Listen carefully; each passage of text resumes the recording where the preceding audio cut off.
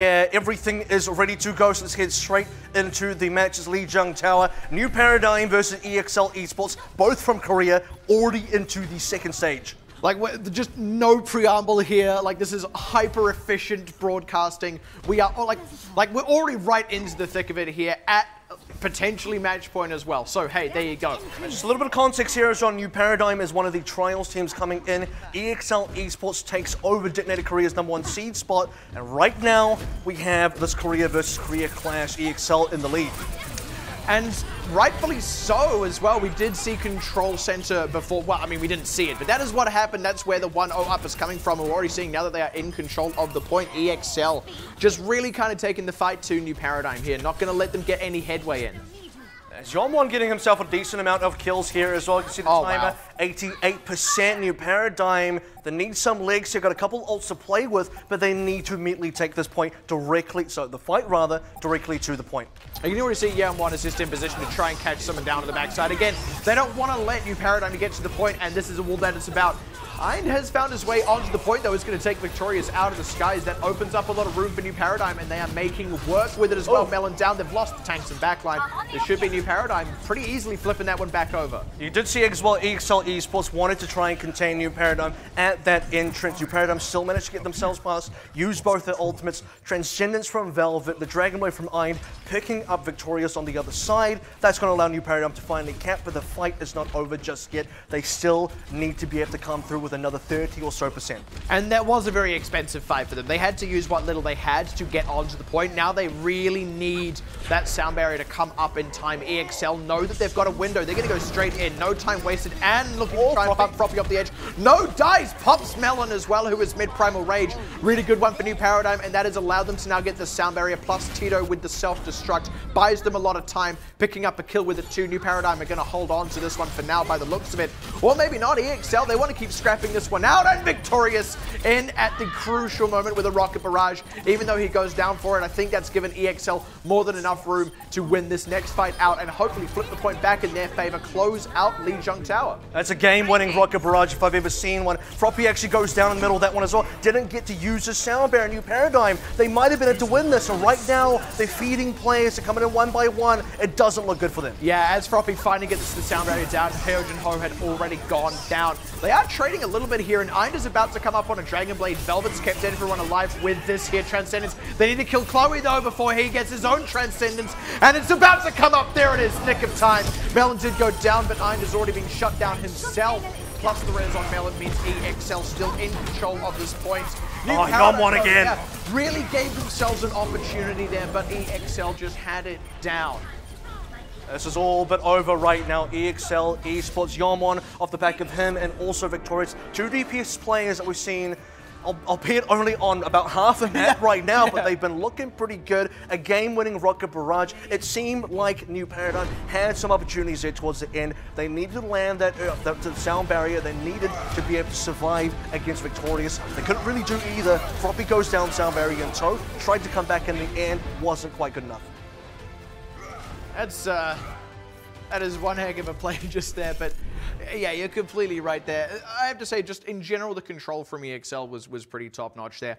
And I liked the confidence, actually, out of both teams. New Paradigm, I mean, often in that sort of situation where they're just kind of diving onto the point, they'd already lost the Tracer right off the top of it before anyone else arrived. A lot of teams would just kind of crumble there. They actually put up a very significant fight, and a lot of that was off the back of some ultimates that they hadn't been able to use in the previous fight, but then you have to compliment the other side of that being EXL's ability to steer through that, knowing full well, okay, they didn't get to use this, expecting everything and just adapting to it. I do also mention the first stage played on Lijiang as well, that EXL also won, which was on Control Center. Now for that, we only just barely caught that on our side, and what kind of happened there, just to refresh everyone if you didn't quite get to catch that, was that we had a GOATS composition that's 3 tanks and 3 supports coming up from EXL, tried to be countered by New Paradigm side, but they wanted to run a Junkrat with the Pharah combo. Wasn't, you know, they had some progress. I believe they got around 60-ish, maybe 70-ish%. Changed to a Doomfist and a Reaper towards the end there, but the GOATS was a little bit too much to handle. Going over onto Night Market, the Pharah goes on the other side, and we've seen what Victorious can do.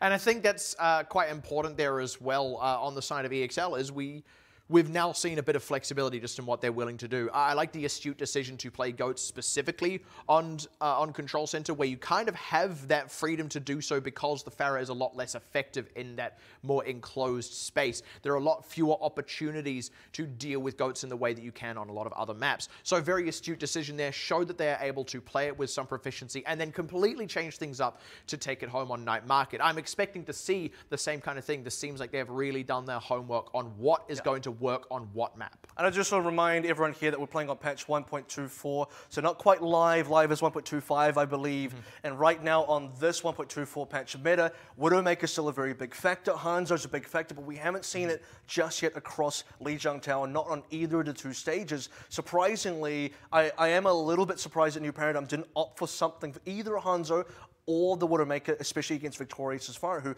he was making quite a big impact, but also he was playing it throughout, what we can tell anyway, the entire duration of that Night Market map. And Widowmaker does pop her head around quite often on Night Market, and that just wasn't the case for either team.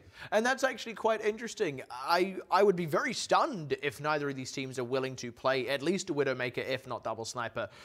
So maybe it's just a completely different thing altogether. Maybe it's like one of those sort of meta microcosms that you often get, because for all we know, these two teams have scrimmed each other so much, and they've gone, you know what, the Double Sniper is too much of a coin flip, we'd rather do something else entirely. That does actually happen in a lot of situations when two teams are both extremely proficient at running a particular composition. They both decide it's too coin flippy, not mutually, mind you, independently they decide too much of a coin flip, let's take something a bit different to try and find something that's a bit more sure. And eventually both teams just end up wandering a little bit away from what is the convention for that map at the time. I'd also like to take this time while we're waiting for the next map to come up to sort of intro the teams a little bit more properly here. So, of course, both teams are on Group A. We're starting out with this Group A matchup just to get things rolling. If you see a Korean team, it's Group A, because all five in Group A. Really easy way to remember the teams, by the way. If it's if it's any of the Korean teams or Mega, Group A, anyone else, it's on Group B. I like to call it, Group Korea and Group Pacific Potluck. I like to call it the Group of Death and the Group of Kimchi. Those two things don't sound like they're like they're very different. They're very different things conceptually speaking. But actually, as much as we are in Group A right now, let's take a brief moment as well just to speak to the other side of that pool, because Group B is actually where we're seeing the majority of those returning teams. That's where we've got our Blanca, Hong Kong Attitude, we've got Xavier, and then we've also got some newcomers there. And some Nova's returning in there. Nova returning, of course, previously Logitech G Abang, and then we also have Cyclops Athlete Gaming, who are new but looking very strong and kind of tenuously new, because they technically did qualify for Season 1, they just weren't able to compete. So there's a lot on the table on that side of the table. Use the same word twice, why not? B side of the table? Yeah, the Group B side of things, that side of the alphabet, that letter. But what you mentioned is important here, because Cyclops Athlete Gaming, along with EXL, back then they were called EXL Rizo, did actually qualify for Contenders Season 1. They weren't able to make it to the event itself, so had to kind of give up their position. That's where we saw teams like One Shine and Bazaar from Thailand come on through. So now that we're into the second season, we've gone back to, well, rather we've gone to online, first time Pacific's been online fully. And you have Cyclops Athlete Gaming fielding this dream Japanese roster coming in, kind of finally claiming their place in Contenders. They've come third twice in a row now in 2 trials. EXL, Rizo back then came second, right behind Detonator Korea. So, they were very close. And we saw how well Detonator Korea played. We saw exactly how far they went. EXL now come in with a brand new roster, a couple players from EXL Clear, which was an older team, and now they're coming in to prove their worth. Map 2 coming up. It's going to be Eichenwald, chosen by New Paradigm. And I do want to touch on something very brief here, because we can see, of course, EXL have already picked up that first map win. You mentioned Detonator Korea a moment ago, insofar as they actually qualified in Season 1 ahead of EXL, who then unfortunately weren't able to play. EXL have now taken over Detonator Korea's spot. Detonator Korea are not competing this season. That spot was purchased by EXL. That's how they're in here. And it doesn't feel that bad, right? It doesn't feel like they don't deserve to be here, because, like you said, They've already proven that they're good enough to qualify for Contenders against some incredibly strong teams such as Detonator Korea. What they need to do now is show us how good they're going to be now that they're here. And I tell you what, a 1-0 start on the first map of the first match of the season, that's a pretty good way to kick things off. Well, it feels right because this is the team that came just before Detonator Korea. So if we're looking from that perspective, if we go back to the teams that actually qualified in, but you know, we go back to that first season, this is the team that if Detonator Korea is out of the picture, well, EXL's next in the lineup. I mean, makes sense. They're here to take over Detonator Korea's place. They've got, you know, a lot to prove, I think, because it is also a new EXL roster.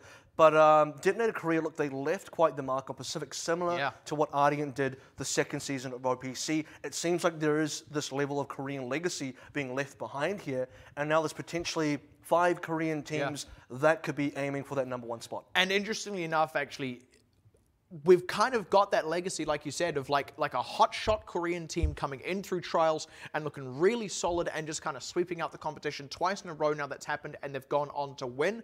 Ardian looked nigh infallible. Most of those players have moved on to like Overwatch League. Detonator Korea their also coaches have gone into Overwatch League. Detonator Korea looked pretty good, a little bit more fallible. EXL, we'll have to see how we go. And we will see that now on Icon while the map is ready to go. We're all loaded up. EXL on the defense first. New Paradigm going to be the attackers. A little bit of a reminder, New Paradigm coming in as one of the new Trials teams. 4th place in Trials Season 2. So unfortunately, not at the head of the bunch here, but this is a team, a young team, previously known as Game Coach, who now have to go up against EXL 1 map down. It's not looking too great, but there is a chance now to bring things back around. And also, by the way, something we haven't actually mentioned is, of course, we're on Eichenwald. We've got a brand new map pool for Season 2, and that means all the odd ones out the window is either going to be this or King's Row. We're getting right into our medieval architecture. I'm excited to see Eichenwald as well. I think it's a very interesting map in the current meta. It's a brand new menu, and it's good to change this one up seasonally. I'm enjoying these new maps coming in. Specifically, I'm going to look forward to some of the escort maps we've got lined up in that 4th map, but we don't want to get too far ahead of ourselves. Doors are about to open. This time we are seeing the Widowmaker coming out from Yomwon, changing up from the Tracer. We'll see how New Paradigm are going to go with this full dive composition. Not super popular today, but they're going to run it. Quick note as well, EXL have subbed in Agnes. That has been a change between the first map and the second one. So Agnes in over Victorious here. Still on that Pharah though, so keeping that same pick, just different player. Already kind of moving slowly out the gate here as New Paradigm with a pretty traditional dive actually. This isn't something we see too much of. And they don't even have a Mercy either, so this, as you said, the full traditional dive. Already you're starting to see picks come out from EXL. And New Paradigm though, might have to get a couple back on the other side here. They are managing to break their way through EXL. You'll note that Agnes died pretty early as well, and that's a lot of their firepower, especially against this full dive composition. Agnes is really the one you want to stay alive in the air. We actually saw him hovering over a Hanzo for a moment there. It looked like they were considering shifting over to double sniper. Opting not to though, and this to me seems that they want to be able to keep some control over the high ground. They're just trying to keep these tanks with that very high vertical movement. Yomwon's a play to watch on this one. Eichenwald B point here, very important one for a Widowmaker play. I did actually see the Hanzo as well, and I thought that would have actually been a pretty decent pick. I'm going to try and say that for Agnes specifically here, because New Paradigm are running a full traditional dive, Agnes being the Tracer here is going to allow him to contest some of the flankers on the New Paradigm side, but also have some of that backline pressure that EXL would otherwise lose if they went on to double sniper. But currently right now, it's EXL-Esports that need to find the opening. Agnes already on the backline. Yeah, they're just, I mean, New Paradigm are just kind of running straight into this ground pretty nicely, but Agnes trying to keep control, having a hard time fully breaking through. The counter dive from New Paradigm is proving to be just too strong, even without that Genji. Finally dropping Velvet though, that's a pretty big one there for EXL. Melon also able to successfully retreat back to the healers. Another catch by Yomwon. That should be the stabilization here on the defense for EXL. That's what they really need here. Yomwon uncontested for the most part as well. New Paradigm with this dive composition. One of the key things they need to be able to shut down is going to be Yomwon. They need to be able to run either one of their divers in the form of the DPSs or maybe perhaps Frost and Teto here with the tanks. They have to be the ones to shut down Yomwon because he's going to be the big carry with the Widowmaker. The range and the sightlines are so long, and straight away, Iron, he sees his target. Yeah, right out and just getting kited away, finally going to force Yomwon. No, not even fully get him off the deep end there. And then it's to put the blade away. What a wild goose chase that turned out to be. He's finally going to close it down right at the end there. So Paradigm finally getting things back underway. Nice stick on the end there. It's just going to be... That's embarrassing. That's a little unfortunate for Hyojin-ho. A lot of ultimates on the New Paradigm side, though, so one Dragon Blade to shut down Yeon-1 wasn't probably the most efficient usage, but they managed to take each other out of the fight. The biggest concern right now is we need to see the cart movement just a little bit more. EXL, they haven't given this one up quite yet. Melvin has to even pull back now with his Primal Rage. That's unfortunate because you'd like to see EXL use that Primal Rage to immediately contest the cart with the rest of their team. Unfortunately, though, it's them having to back up. Cart position is looking pretty good now, and Yeon-1 is losing sightlines. Yeah, EXL kind of lost control of that one there, even though things did not go ideally for New Paradigm. It feels like they were just kind of able to keep scrapping it out. EXL making a couple of small positional mistakes. Valve are going very far forward. I really like this. They've just kind of swapped sides here. EXL are now actually the ones booking it towards the cart, having to engage on New Paradigm in a way that is very uncomfortable. Ainz pulling out the Dragon Blade has got pretty much free reign over the scattered EXL here. Again, looking to take out Yeon-1 is going to be able to pull it off at the end of that fight, and this is going to become a cap for New Paradigm, really keeping the momentum actually through that second phase. It was a long time that we spent on B actually, where the cart didn't move at all, sort of in that intro area, the starting area of B, and then for a longer time afterwards, we saw New Paradigm just going to get this free push on EXL. If they want to run a Widowmaker onto B, they need to create opportunities, and the way you got to do that is through area control. You don't get area control if you allow the cart to just progress the way it is. Bit of a different thing here. Yeon-1 was, for a moment there, on McCree, going to move over to Brigitte instead. Melon already getting picked out, though, so New Paradigm again going to be able to just dive straight in. Speaking of, this dive comp has just been working absolute wonders. Agnes struggling to get any good shots in there with the Storm Arrow, and New Paradigm still picking up kills. Plus, just keeping EXL stuck back behind their spawn room. This is so much free distance for the cart. So many great defensive spots that EXL have not been able to take up. You should expect Yeon-1 to be able to shut down some of these divers here. I'm with another blade. This man's been charging these ones up pretty quickly right now. Hyojin-ho should be looking to get this pulsman back, and he died with it last time. But with these player advantages that New Paradigm keep making, they should be able to catch. Ainz, that was disgusting. They couldn't both retreat into the base gates before Ainz was able to kill one of them. That is so big for them. Only just starting to fight back now is EXL with just under 3 meters left on that one, getting a couple of very crucial kills here. The question is, can they continue to do that for another almost 3 minutes? The benefit of the doubt that I'm giving New Paradigm here, and I'm seeing them swap up heroes now, is that they were previously on quite a bit of a tempo roll here. They didn't lose any fights necessarily for most of that B once they got that cart rolling. So in terms of momentum, they just kept pushing on through, kept snowballing. Now they have to actually change. There's no way you actually run dive towards that later part of C. You got to go into the shield comps, and they're coming in fresh ultimates, 2 minutes 20, and they need to build these ultimates fast. Yeah, they should have enough time to do it though. That is the good news. And because they got so much distance off that snowball momentum, they only need to get one good fight, which means they have plenty of time to charge the ultimates and get ready. EXL though, already being forced a little bit on the back foot, having to move the shield around there, Frost Hyojin-ho low, but no deaths yet on New Paradigm. That's just giving them time to absorb these EXL ultimates and start pushing forward again. We're about to get cart control back onto the New Paradigm's side. They just have to push up. That might have been, well, the Dragon does still kind of get a good angle, but nearly pushed away. Hyojin-ho as well, getting 2 members who were looking for Frost there, so a little bit caught there. EXL were trying to dive on that tiny bit of splitting of New Paradigm there to cheap with that Dragon Strike, and now it is Ainz' turn. Just going to throw it straight at the base gates, catches Agnes with it too, completely splits apart EXL, and this is how to take advantage of splitting a team. Back in control of this cart. Now it's EXL trickling out the gates, rally to come out here from Yeon-1, but the grab, means it's not going to be able to be that impactful as the kills just get cleaned on up. The few members of EXL that are able to run around and do damage are getting a little bit in here and there, but it is nothing against the inexorable tide of New Paradigm. Going to cap that one out with plenty of time to spare. See the confidence from Ainz there as well, just to play the Dragon Strike solo. I was looking at the charge from the Zio Graviton Surge, not quite there, and Ainz says, I'm going to use this one anyway. I see a kill here. He gets himself the kill, but the reason it's risky is you usually want to be able to combo that one with the grab, and a potential mistake there, a big error could have been if they didn't get any kills coming out of the Dragon Strike, the grab doesn't have anything to combo into. This might have been a failed push that would have been quite costly for New Paradigm, but everything works out in the end. A lot of that came coming down to the fact that the cart already had a great positioning, so they just needed to get into the position where they can take some risks, get some easy kills, convert that into some other kills, and then just cap it out because the cart is already the end. A very confident play, I suppose you could say, out of Eind. And actually, while we're on it, one of the other things I do really like about it is he pointed it not only at Agnes, but also right at one of the base gates, which meant I think it was only one person actually still to come out of the base at that point, but if they had already started coming out that side, they would either have to wait it out or go all the way around to the other side, which I believe is what they did, and then that's exactly where the grab got placed. So they worked with it very well. They didn't just throw it in. They went, okay, since we're doing this, what is the optimal way we can play this one out? A very controlled play from New Paradigm. They didn't just kind of throw it in and hope. Very disciplined and very well executed. At the end of the day, though, we got 1 minute 08 on the New Paradigm side. It's not the best time in the world. They did manage to cap, but they had some slowdowns there. Primarily, we saw the slowdowns on A and at the start of B. I said that once we got a little bit further into B, they had this great momentum swing. That's how they got most of that time back, but at the end of the day here, EXL could and may still get a better time here than New Paradigm, and they're going to have to if they want to remain competitive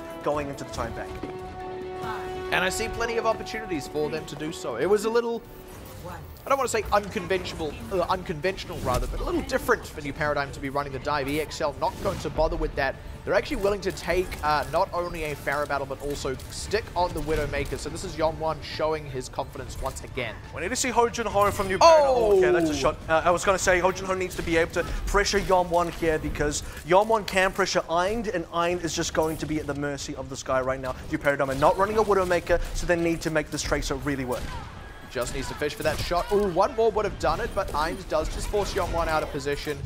Also been able to get... never mind. He goes down in the dogfight. So that should be enough of an advantage now here for EXL. Remember, Velvet has probably only just rejoined this fight now. Frothy down. They should not have any of the presence anymore. Yeon-Won is just like sitting in the middle of this, getting practically point-blank shots half the time, it feels like. In Velvet, yeah, only just rejoins the fray. Does again. That's the Zenyatta of life, I tell you. We're only 2 maps into the season so far, and so far Yeon-Won's been the player to watch on the EXL side. Agnes has had some moments, but it's mainly been Yeon-Won. He's been ruling this game, and New Paradigm, they need to be able to shut him down. Ho Jun-ho couldn't do it on the Tracer. He's going to try and challenge him directly onto the Widowmaker now. This is probably the correct move going into the B point of Eichenwald. Yeon-Won so far has been having too much impact. We saw a lot of good play, though, out of Eind on the Genji, and unlike what EXL were able to do, New Paradigm has ownership of this high ground. So it's actually on EXL to dislodge them here. They could lose a lot of time, especially with Medic going down. Chloe getting pressured is going to die to the dive as well. New Paradigm, good use of that high ground. Frost could be a little far forward here, but I think he's going to be able to back off. In fact, catching Gelbushi there is a pretty nice way to round that out. I don't believe he used the self-destruct either, so this is just time lost for EXL now. Really important plays for New Paradigm to be able to hold at these gates as well. This opening section, they can get such a good control over this choke point that EXL have to come through. So for New Paradigm, if they can continue that hold, they can make this defense really work, but they're losing so many players to Yeon-Won right now. That is amazing. Yeon-Won sniped out Velvet with a headshot. Froppy went up for the res, got the res, then got a headshot himself, then the counter snipe onto Ho Jun-ho. This is EXL getting back underway. Just as I said, there was a lot of time potentially about to be lost. Yeon-Won just goes, sorry, what? And like 3 headshots in a row later, the card is back underway. They are looking just fine. And not just that, but we're struggling to see New Paradigm come out of the space area just yet as well. They can't even make it through the gates. We have sonic arrows, we have infra sights, and all their movements have been seen. Yeon-Won putting so much pressure onto the other side. That is a good catch by Eind, though, and they should be able to stabilize off this if they can get a good Dragon Blade. They've gone for this high ground and trying to wrap around a New Paradigm. It's kind of working so far. Sorry, trying to wrap around on EXL. My apologies. And actually, EXL committing a couple of ultimates in there, not getting much, means that now suddenly the economy flips back in the favor of New Paradigm. Yeah, they got so many ults right in front of EXL. Actually, they potentially could have just kind of put their bodies onto New Paradigm, thrown themselves at the other team, try and get some of those ultimates out. They lost both their supports anyway. They knew they were going to lose. They went for the option to back out, and now they have to play directly into these ultimates. We've seen what Eind can do with the blade, and we'll see what he does again. Yep, straight onto Medic. He cannot be saved by that Transcendence from Chloe. It is a hair of a second too late. Melon not going to use that Primal Rage either. EXL just going to have to take that one on the chin, and that wasn't a great trade either. That was a 1-for-1 in terms of ultimates but really just a lot of time lost for EXL. New Paradigm happy to take that. Well, they have to start bleeding these ultimates one way or another in EXL. Oh, well, Yeon-Won. Yeon-Won's in a bad place. This is definitely not the side of the map he wants to be on. Meanwhile, you can see while Yeon-Won's being shut down here, Hojin-Ho's getting the impact. I mean, this is just a waste of time, right? Hojin-Ho knows that Yeon-Won can't counter-snipe him. He's not as afraid of Agnes here. He's got free reign on a lot of these sidelights. That's part of why we saw Medic go down. And speaking of, we aren't seeing strong supportive ultimates out from the side of EXL here. So we are now starting to see the New Paradigm support ultimates being forced out here with that kill that went onto Hojin-Ho. This is important. New Paradigm need to lose both their support ultimates for EXL to really start moving there. Or Yeon-Won needs to just turn up again and knock some of these players out. Death of Frost there is a little bit rough because New Paradigm were in a tight spot for a moment there. And in trying to lick their wounds, just ended up hemorrhaging a few too many ultimates, and it does seem like EXL are going to be able to get the momentum back on their side. Nice catch by Yeon-Won there on the flyby from Froppy. And New Paradigm slowly falling apart here, having actually had a really solid defense for a moment. EXL getting the momentum back on their side, but it is fair to say that took them a comparably long amount of time compared to New Paradigm. Well, the speed of the kills coming out from the EXL side as well. You're looking at Velvet on the New Paradigm team. He's got this Transcendence, but when does he use it? Players are dying to Yeon-Won. That's not something you can save with the Transcendence. Well, there it is, right? Finally, the Trans comes out. Yeah, and Hojin-Ho getting the upper hand of that Widow duel again. Eind not getting much with that Dragon Blade, but it is keeping EXL stopped up here. Self-destruct right on the cart from Gebushi. Not going to be able to get back in the mech, though. And that is, again, a point at which New Paradigm can stabilize. That means, once again, even more time lost for EXL. I think we're at the stage now for New Paradigm. They can start to feel very confident about their time here, as long as they don't make any big mistakes going into C, assuming we're even going to be going into C. Yeah. New Paradigm right now are threatening to full hold. If we do go to C, we're not even clear that EXL can match New Paradigm's time bank anymore. That being said, New Paradigm are naked here. They don't actually have ultimates at their disposal aside from this Valkyrie about to come up from Froppy. So they're going to have to get a lot of mileage out of that. It is a high impact ultimate, but EXL really have a window with this Dragon Strike. Agnes needs to place this very well, and it could completely tear New Paradigm's defense apart. He's going to place it directly towards the spawn section right now. Not sure if it's going to actually catch anybody, but Eind, once again, the Skinji's doing work. Yeah, that was really nicely done by EXL, actually. Sorry, by New Paradigm, rather. Because they saw EXL probably had the Dragon Strike up, they went, let's dive Agnes. Agnes had to throw out that Dragon Strike anyway so that it wasn't useless. And unfortunately, that meant that the dive works perfectly. But now the counterattack, it looks like they'll be able to cap this one out on the back end of the fight. Yeah, just enough kills coming through. They're very scrappy fight, but this is in overtime again, New Paradigm. Honestly, I think they got the best of a bad situation there. I know that sounds wacky, but remember they went into that fight with no ultimates and EXL having them all. Oh, New Paradigm kind of just disappeared there as well. They can't just lazily gets itself across the point. EXL buying themselves a little bit more time here, getting a bit of second win, but we do look at the timer, and it's probably not going to be at the time. In fact, it's just certainly not going to be as good as New Paradigm's time, especially not if Agnes is down.